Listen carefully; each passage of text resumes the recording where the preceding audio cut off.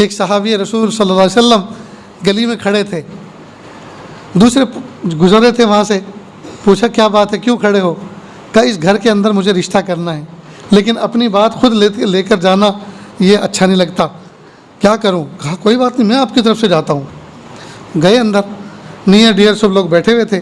کہا بھئی صحابی رسول باہر کھڑے ہوئے ہیں اور وہ اس گھر کے اندر جو لڑکی ہے اس سے رشتہ کرنا چاہتے ہیں، کیا رائے ہے آپ کی؟ صحابہ کرام تھے، ان کے معاملات وَأَمْرُهُمْ شُورَىٰ بَيْنَهُمْ، ان کے معاملات تو مشوروں سے طے ہوتے تھے۔ انہوں نے آپس میں نگاہوں میں اشارہ کیا، مشورہ کیا اور کہا کہ بھائی ان سے نکاح کرنے میں تو ہماری رائے متفق نہیں ہے۔ کہا ٹھیک ہے، میں جا کے کہہ دیتا ہوں کہ ٹھہرو، بیٹھو، آپ کو کرنا ہے؟ اب یہ صحابی رسول تھے، انہوں نے گردن جھکائی ہوگی، یقیناً اللہ کی طرف متوجہ ہوئے ہوں گے، استخارہ کیا ہوگا اور دل کے سکون پر عمل کیا ہوگا۔ کہا ٹھیک ہے، میں کر لیتا ہوں۔ بس وہیں نیئر ڈیئر تھے سب، اسی وقت نکاح ہو گیا۔ اب یہ باہر آئے، باہر وہ صحابی کھڑے ہوئے ہیں، سراپا انتظار، کیا پیغام لے کر آئے، کیا جواب لے کر آئے؟ کہ بھائی میں نے پوری امانت داری کے ساتھ آپ کی بات پہنچا دی تھی۔ پانی ہے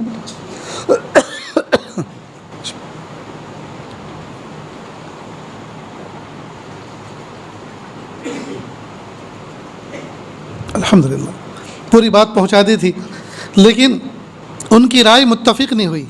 یہ نہیں کہا منع کیا ہے، ڈائریکٹ یہ نہیں کہا منع کیا ہے، بلکہ یہ کہا کہ رائے متفق نہیں ہوئی۔ رائے تبھی تو ہوتی ہے جب مشورہ ہوتا ہے۔ تو یہ باہر جو صحابی تھے انہوں نے سوچا اگر مشورے کے ساتھ رائے متفق نہیں ہے تو مشورہ سنت ہے، اور مشورہ جب کیا جاتا ہے تو رائے کا اتفاق یہ اللہ تعالیٰ کی طرف سے اطمینان ہوتا ہے دل میں۔ معلوم ہوا اللہ ہی نے ان کے دل میں یہ بات نہیں ڈالی کہ نکاح ہو، یہاں رشتہ ہو، تو جب اللہ ہی کا فیصلہ نہیں کہا ہے تو میں اس فیصلے پہ راضی ہوں۔ کہا پوری بات تو سنو۔ کہا وہ کیا؟ کہ میرے ساتھ ہو گیا ہے۔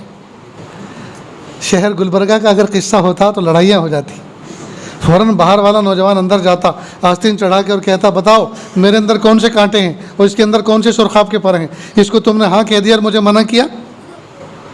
دیکھو چھوٹے چھوٹے بچے بھی مزے لے رہے ہیں، سب سمجھدار ہیں ماشاءاللہ۔ فکر نہ کرو، تمہاری بھی باری آنے والی ہے۔